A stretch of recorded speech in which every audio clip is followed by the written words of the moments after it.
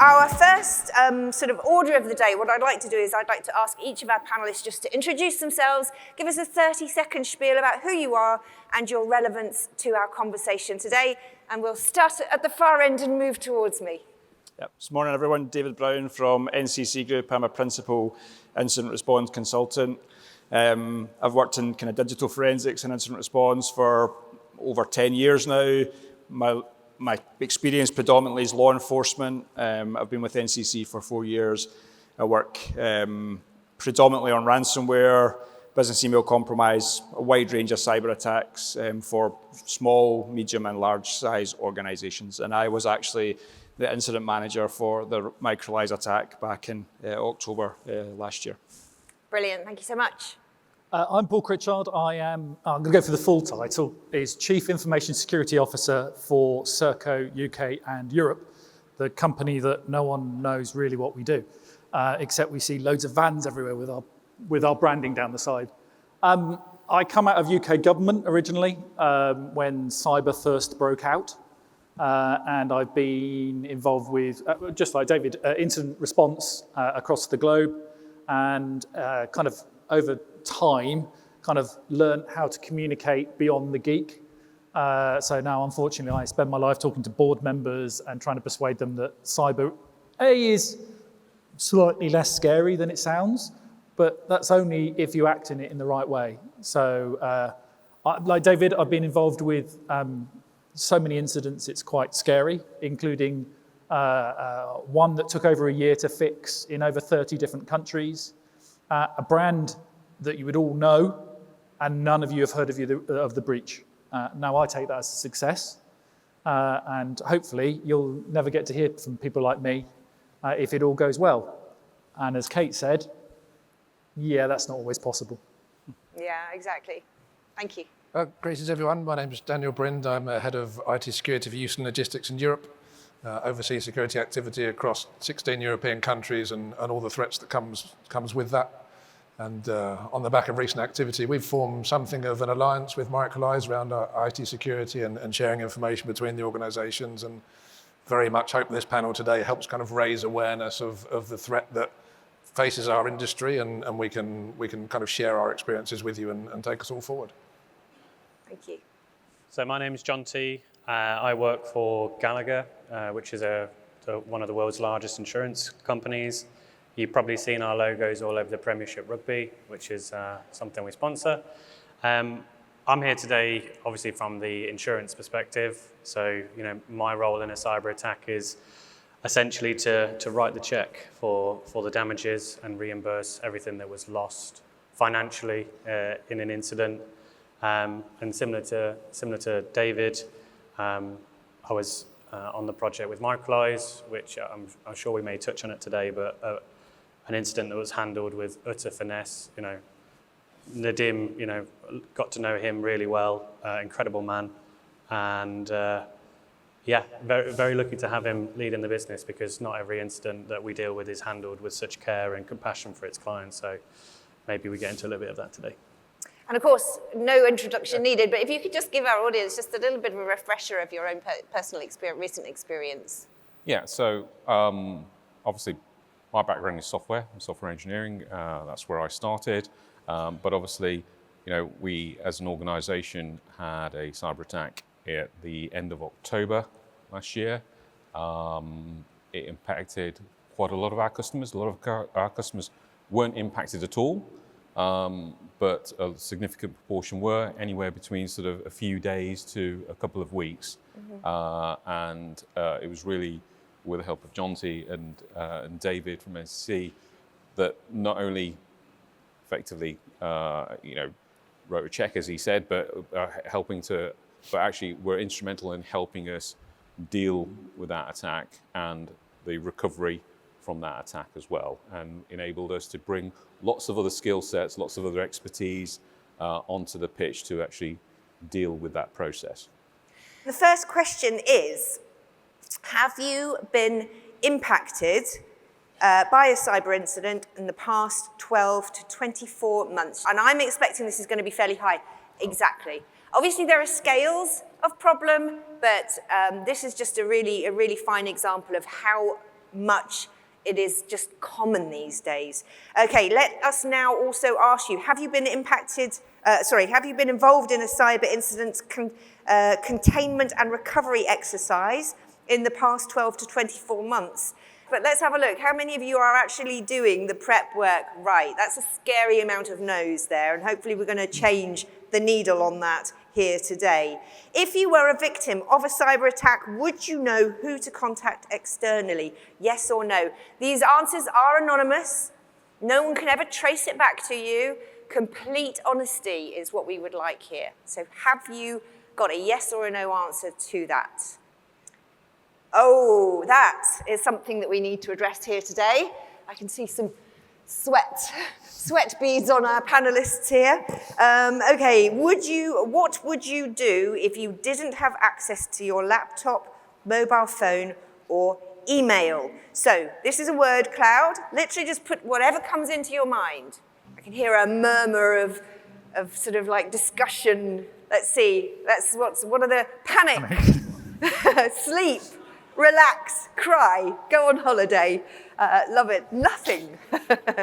I appreciate that some of you can approach this with a sense of humor. But at the end of the day, if you're trying to run a business and trying to be in business, these are the kinds of things that can close a company down, as we will learn as we discuss this today. So let's start then. Thank you very much for your honesty, everybody. Let's start with a question to David. We're going to talk about what the top cybersecurity threats businesses face today are and why these are becoming more prevalent.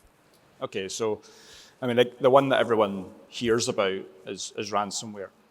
Actually, probably not statistically the biggest cyber threat out there. Business email compromise, which I suspect a lot of people in the audience has experienced at some point. So a phishing email comes in trying to extort money through kind of changing bank details. That's a very common type of attack. So business email compromise brings more money to the criminal infrastructure, criminal network than ransomware does. Cyber attacks generally in 2024 were worth around $10 million, or $10 trillion, sorry, to the cyber industry. And these people do treat it as careers. I mean, it genuinely is, having worked on some of the kind of ransom negotiations over the years, these people have proper infrastructure in place to treat you as a customer of British Gas, for example. And I don't kid on when I say that. So it's a genuine criminal infrastructure that's built to support their wares. What we are now seeing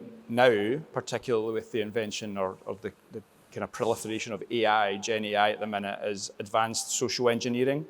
So we're starting to see phishing emails that are coming through with much more context and content, which is much more normal. They'll intercept conversations. They'll appear in the right language and the right context in terms of the messaging to make it much harder for you or your staff to identify that that's not maybe genuine. And there's ways and means you can look at to try and intercept that, whether that's detection tooling or equally just some user awareness training. I guess one of the key concerns for us as a panel would be the lack of awareness of, where do you even start in a cyber incident? Who would you call? Do you test and exercise? And there's we've seen a lot of uptick in testing and exercising over the last kind of 12 to 24 months, and I think that will continue. NCSC, for example, now have an assured CIE scheme to try and encourage organisations, many of which in the room, perhaps small to medium-sized enterprises who maybe have never considered cyber. And I think it's fair to say that probably cyber's not your most important risk, but it should be. Because could you operate without your email, your laptop, your mobile phone? The answer probably is no, and that's a major risk. I think the second part to your question, Kate, was around why is it so prevalent? It's simple, it's money. $10 trillion, it's a massive industry to these criminal organisations. When I worked in law enforcement, we did some very large cases that running drugs up and down the United Kingdom, hundreds and hundreds of devices seized from these individuals, from criminal enterprises around drugs. This is no different. In fact, they make way more money by encrypting your environment, stealing your data, people paying ransoms, which is still fairly prevalent in the industry. We are seeing a reduction in people who pay ransomware for those who have been encrypted, but those who have just had data stolen, we still see a high number of people paying those kind of extortion claims. So the main reason for why it's so prevalent is fully around money. Would you say it seems to me as well the barrier to entry for the cyber criminals is vastly lowered. You know, the rise of publicly available generative AI that can also do video these days. It is so easy for criminals to get into it and do it so much better. David, do you have some examples of things that we can actually, real-world examples and trends that are going on at the moment so that people can be at least ready for it? Yeah, I mean, I guess like I touched on, advanced social engineering is becoming a real topic at the minute, and we've started to see there's a lot of conversations happening around deepfake. So we're now seeing. I mean, I think the biggest deepfake type incident so far in the industry was a British company, Arup, who were basically falsely had $25 million stolen on the back of basically a Teams call where there was voice synthesis used in terms of deepfake. They basically mimicked the CFO of that organization, and on the back of the trust and some of the work that they do to make it look as if that is a genuine member of the team, they had $25 million transferred out of their bank. So it's really difficult to identify some of the things. So how do you put those measures in place? So some of the things that you can do, yes, there is some detection tooling now coming into place around AI and deepfakes particularly, but other things that you can do is your general processes, test your processes, understand. I mean, it should be no different. Someone contacts your business and say, I want to change my bank details. You should be verifying that that's the right person. If someone does the same thing via a Teams message, can you be 100% sure that is the right person? You should have the right processes in place to try and prevent that. So advanced social engineering, things like deepfakes, phishing emails, LinkedIn, we've seen a lot of the press around the North Korea. So what is the attraction of North Korea to try and embed people into businesses in the United Kingdom or the United States? Well, it's purely to fund the North Korean regime. So they take those salaries are sent back to North Korea, and it funds the regime out in North Korea. So it's about making sure your processes are robust enough to try and capture some of this stuff that's going on. One of the best pieces of advice I heard recently was actually to have a safe word within your organization, which sounds a bit weird, I know, but with the rise of these deep fakes, all you need is your CEO or your finance, CFO to have a 3-minute clip of them online from a conference like this, and suddenly they can be impersonated via video. And if you have a safe word, then you can be sure that it's something that you can verify that it is who you're actually speaking to. Johnty, from an insurance perspective, were you shocked at how, I'm going to say, unprepared our audience is? A large number of them from that poll saying that they actually hadn't had an exercise, they wouldn't necessarily know who to contact in the thick of an emergency. Did that surprise you? It didn't actually. And generally, I get a phone call either from an insured client or a non-insured. It's usually almost always in the middle of the night. I'm normally starting these phone calls in my dressing gown. And one of the first things that you see is how prepared a business is. Have they got even the contacts of their outsourced IT provider who actually looks after communications that we might have to put out to staff, who, if we needed to, deals with public relations, obviously depend on the size of the business. And for most organizations, I think the percentage was 61% don't have a plan. In that moment is the first time that they are figuring that stuff out. And it's sometimes quite difficult to watch because, trying to make those decisions and figure that stuff out at the peak of probably commercial stress, it's not uncommon for IT managers, IT directors to go off with stress within the first couple of hours of dealing with an incident. And I think it all comes back to just this still inherent lack of respect for the the size of the cyber problem. If you think about this conference, it's all about digital, and every business, as far as I see it, is a technical digital business. Everyone is trading bytes on emails. So I think there's still just this it won't happen mentality. And some of the stats there about we've never been involved in an impactful cyber breach, without question, everybody in the room would have had their credentials at least looked at or stolen at some point. So I think the more me and kind of David talk to criminals, I've got 3 live incidents at the moment where we're talking to sanctioned countries, refusing to pay ransom demands, or companies that we can pay ransom demands to, and it is just common day for them. We want this much money, this many millions, and I think the more you kind of get to learn about this industry, they will have similar data that this conference has about who pays out, who doesn't, who's a good target, who's been impacted before. So if we could impart anything today, I know you always hear this message of it's not if but when and all the rest of it, but I hate to be a little bit cliche, but it is that at some point you're going to have to deal with a small, medium, large scale incident. And because everything about business now is online, for me it doesn't make any sense to not just run a couple of days exercise inside your business to figure it out. You have a fire drill, so Yep. it makes sense to also have and the proper chain of command to be in place, so that people aren't panicking, running around like headless chickens in the event of the thick of it. How can companies quantify the financial kind of costs of a cyber attack?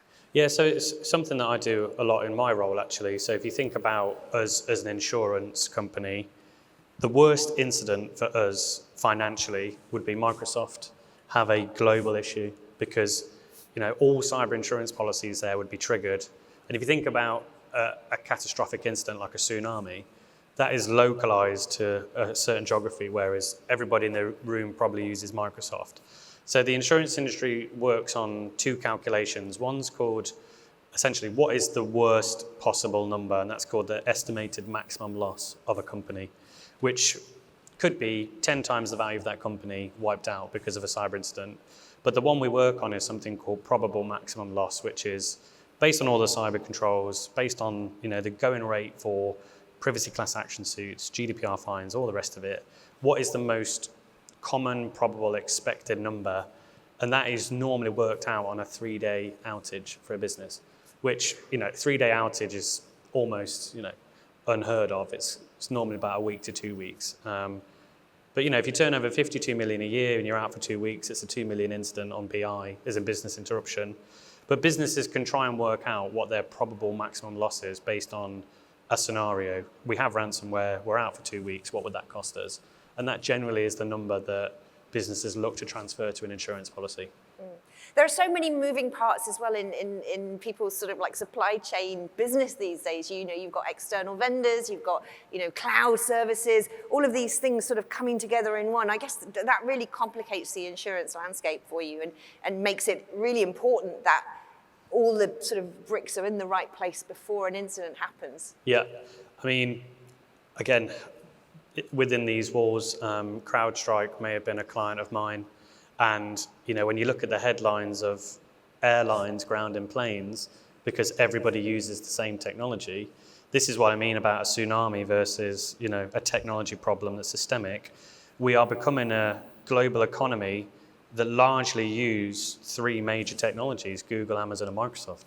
So it's a nightmare for insurance because we used to have kind of segregated pockets of risk, whereas if you ask every business, if you had a problem with Azure or AWS, would that impact you? Yeah. So insurance companies now are having to make huge provisions for a systemic problem. We're talking about Lloyd's of London putting up trillions of spare capacity. That's money to pay out if everybody in this room had an impact with one technology provider. But not to be too doom and gloom, but I don't think there's any way back now. Microsoft make it so easy to use the E3 or E5 license that there is no better alternative for enterprise IT. So it's more about David's world of segregating your IT, making sure that if you do have an incident, you won't be as affected as potentially another company. I'm a big fan of the kind of zero trust concept, like trust nobody. Personally. You're only as strong as your weakest person, right? And there's so much social engineering. Right, we've heard from a couple of experts in the field of cybersecurity, but I want to turn to our speakers now who've actually had experience. So Daniel and Paul, a couple of questions for you. First of all, I would like you to just tell us your stories. So let's start with Daniel. If you could just tell us what happened and give us your sort of from the heart feelings about the experience and how it could have been dealt with better or how you dealt with it well. Sure, I think every organisation experiences cyber incidents of some type, but I simply can't overstate the impact of a major cyber incident on an organisation, the impact it has on the reputation, the organisation itself, and maybe a little bit more hidden than that, all of the individuals who work in that organisation, the personal impact to them, the time, effort, commitment that they have to put into kind of overcoming that activity. It really is all-consuming. It's very difficult to deal with. I think what caught me by surprise as well was the immediacy of an event like that. So you look at the organisation operating perfectly well on one day, and all of a sudden the incident will start and the organisation is then changed forever into the future. It really does strike at a moment and change everything that happens afterwards.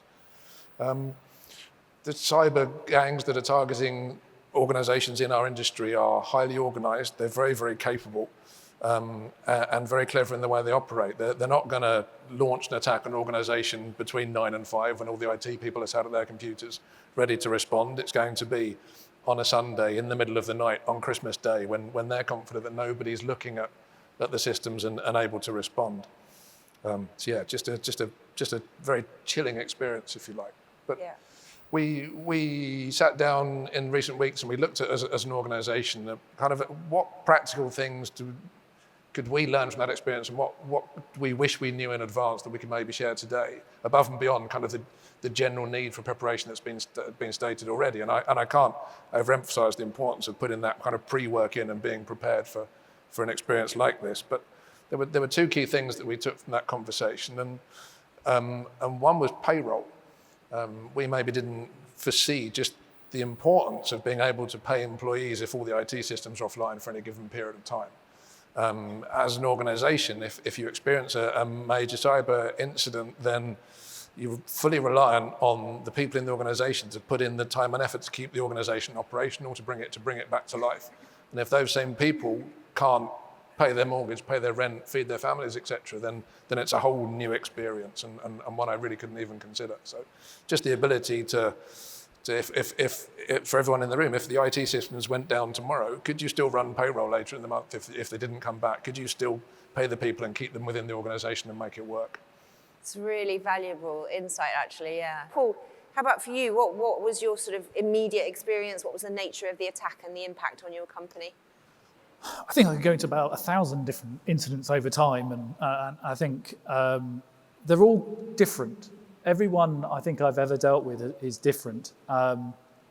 Some of them are really easy, and they're kind of, once you get a bit of data, it goes, that's where it comes from. That door there is open. I need to go shut that door. But I would say, 1 in 6, that doesn't happen. You actually don't know where you're going, and you don't have anything defined. And you go, well, I know something's wrong, but I don't know where. And I find that really interesting to see that kind of dynamic shift. I think there's a few things that I see, and I'm a bit of a people watcher. I like seeing how different people react to things. And I think watching how people react in cyber is a microcosm for the world. It's quite interesting. So for me, cyber isn't a technology problem. We talk about it as cyber being part of IT in some organizations. When it isn't really, for me, it's a human problem, because technology is a bit like a brick in a wall. It's actually, you can work out what size it needs to be. You can use the same type of brick, and you can build the wall, and it's great.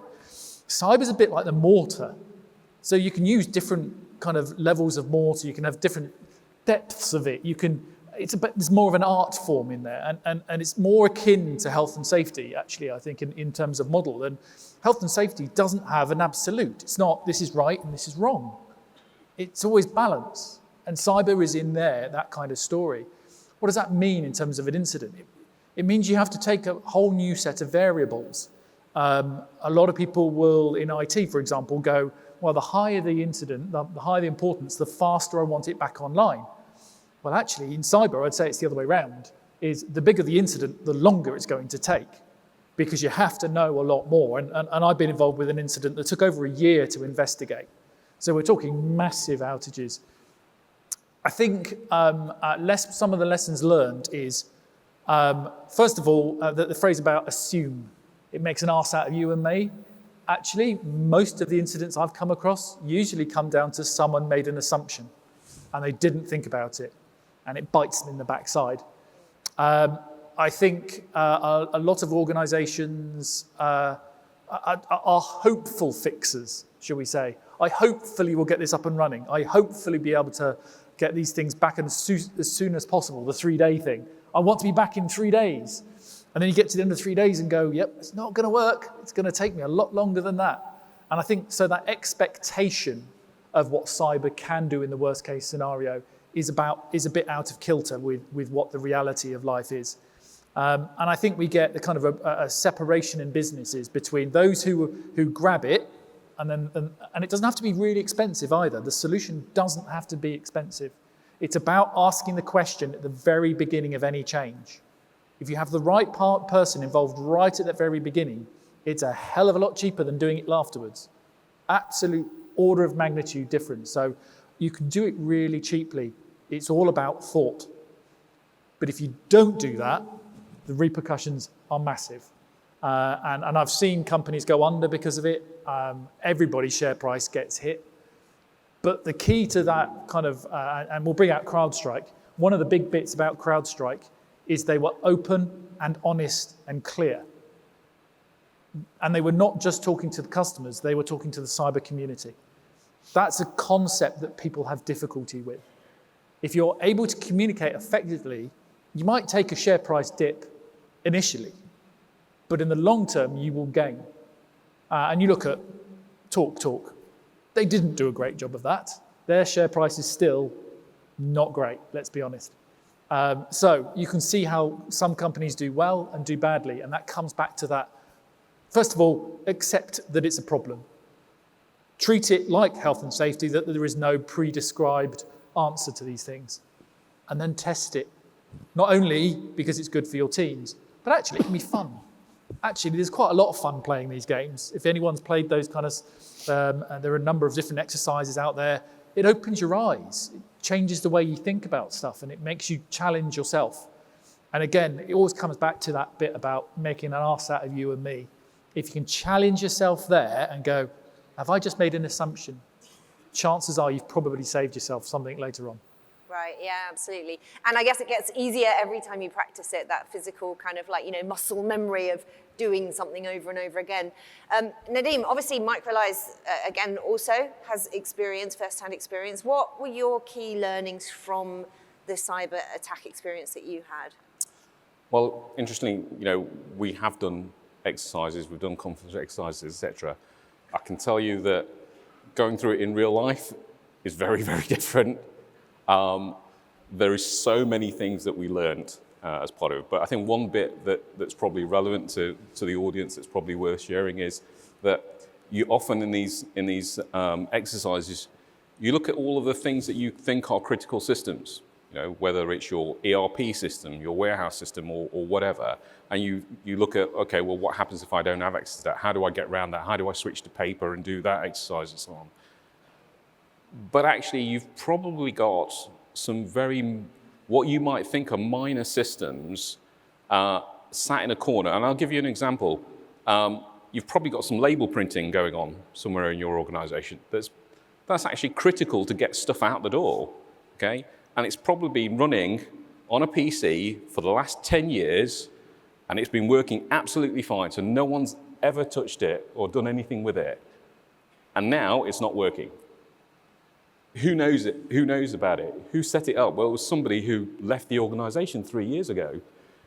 Have we got a copy of the software? Where did we go and buy the software from? So there's often some critical component that you just didn't realize was critical, and it's not working. And it's those sorts of things that you didn't actually do in your exercise because you thought you didn't realize that they were actually a critical component because they just work. Nobody's ever touched it for such a long time. It's those sorts of things that I think you learn because you just haven't got it at that point in time that you just didn't think about when you were doing a tabletop exercise. And Microlise is making a commitment to help their customers identify these holes and prepare for potential. What's the commitment that you're making to your customers?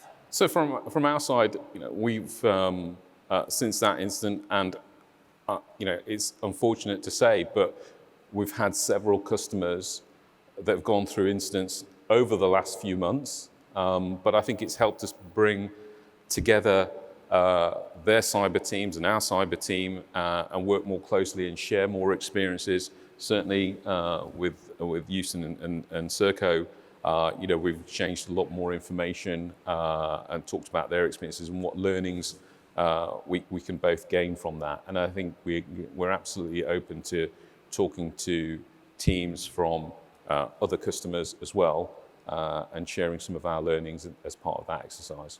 Absolutely. Now, I have a couple more questions for you, but we've got so many great questions coming in from the audience. I'm going to skip over my questions, and we'll go straight to the audience questions. This first one is for Nadeem. Microlise provides cutting-edge transport technology. How do you balance innovation with cybersecurity to ensure that new digital solutions do not create new vulnerabilities?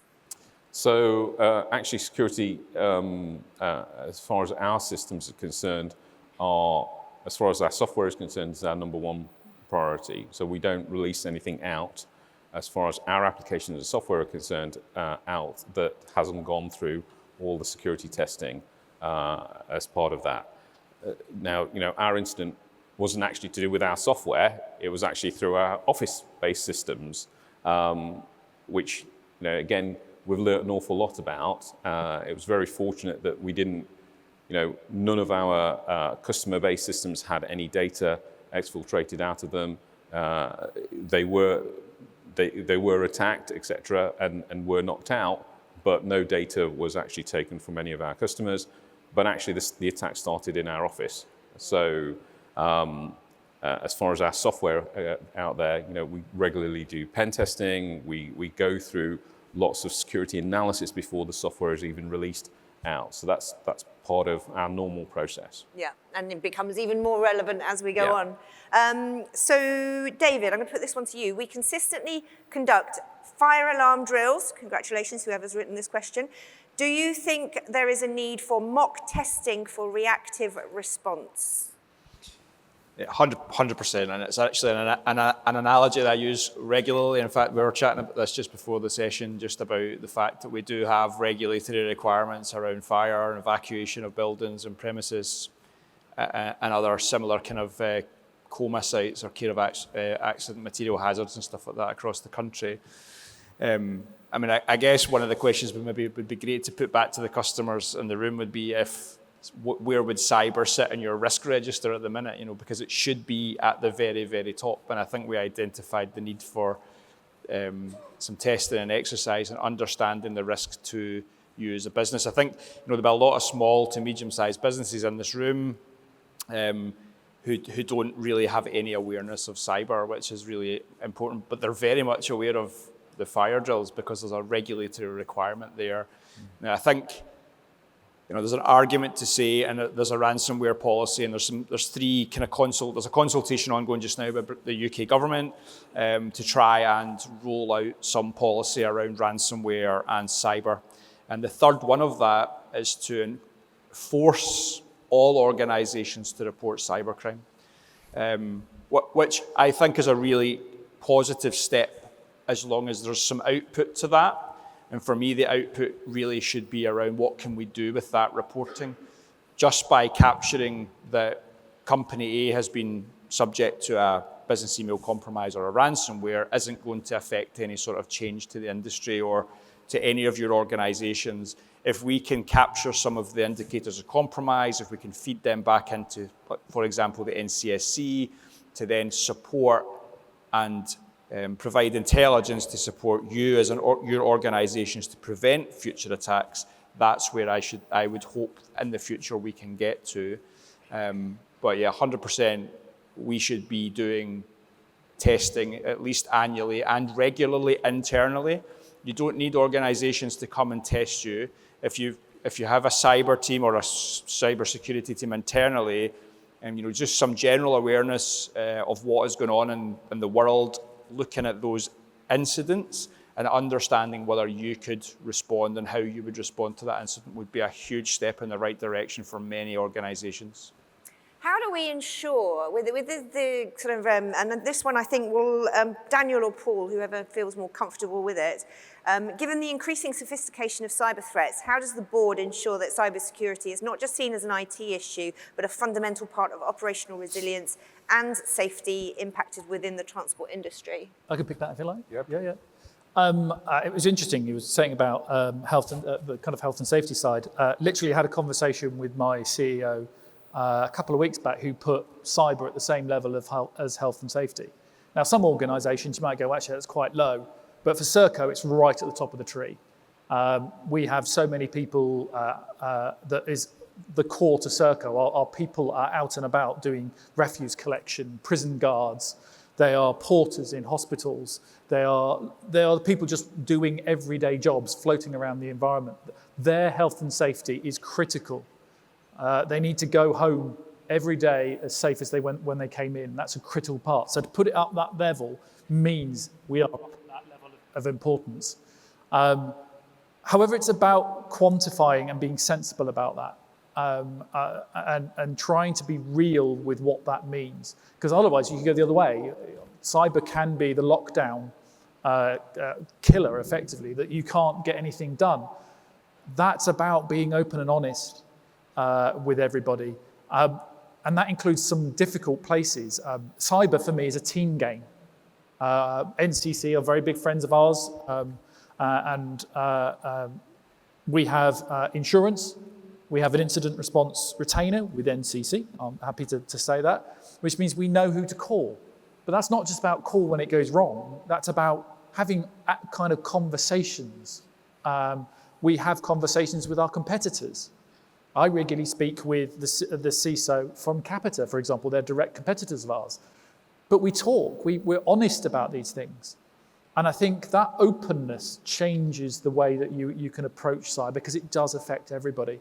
Now, that has to be at board level. That starts that priority. So if there was number one thing is at least just open the door to cyber and have that conversation. Because actually, that's where success starts. You start by that conversation. It's exercising in some spaces. It's kind of being responsible in others. We have legal coming in Europe. We have NIST already, and a whole bunch of other frameworks.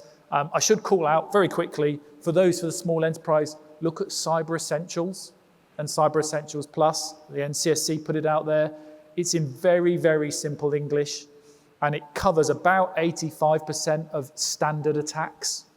So if you just do the basics well, you're in a good place to start with. So if you don't know where to start at Cyber Essentials, but have a conversation with the board. Brilliant. I wish, there's so many more questions. I wish we could answer them all today, but as I say, they will be published at some point in the social media. We'll put them to you at another time. I want to wrap up with a quick fire round.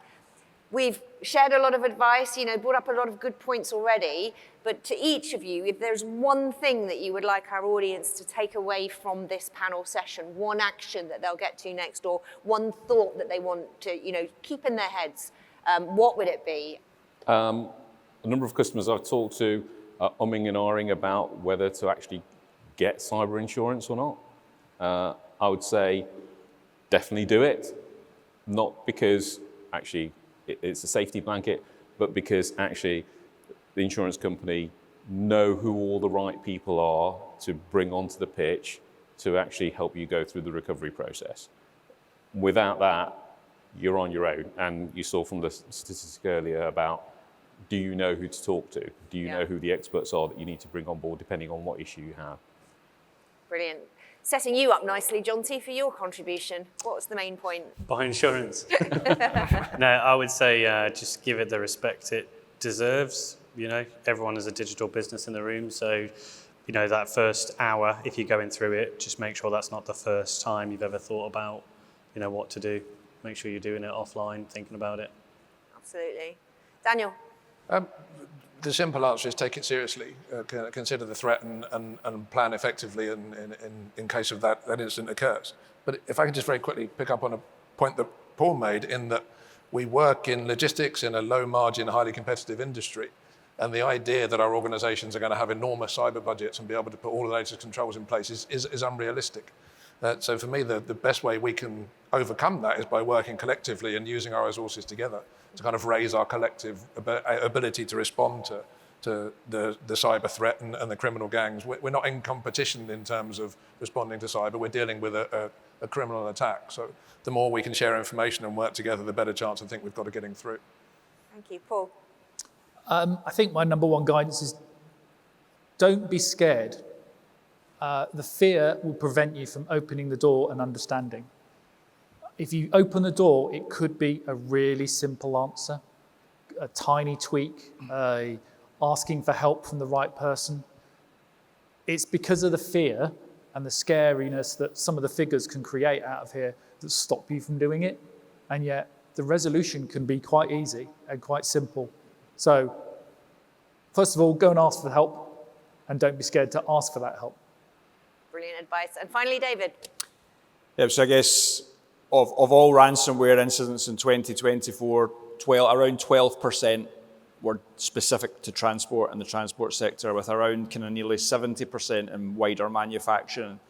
So the key message really is about preparedness. You need to become more aware of the risk, respect it, and prepare your teams internally. And it's not going to just be your IT team or your executive team, it's your entire business, because as I'm sure Nadeem will attest to, the entire Microlise team were affected and had to respond in different ways. Now that's whether that's reaching out to your legal teams, your communication teams, every member of your team will be impacted. So it's really, really important that the awareness of a cyber attack is spread across your business. Internal testing is vital, and just general preparedness will help you should it, or when it does happen, because it will happen at some point, I'm sure of it. And Paul wanted to jump in again real quick. I wanted to say something. It's not often you get a chance to do this. I want to say to Nadeem, well done.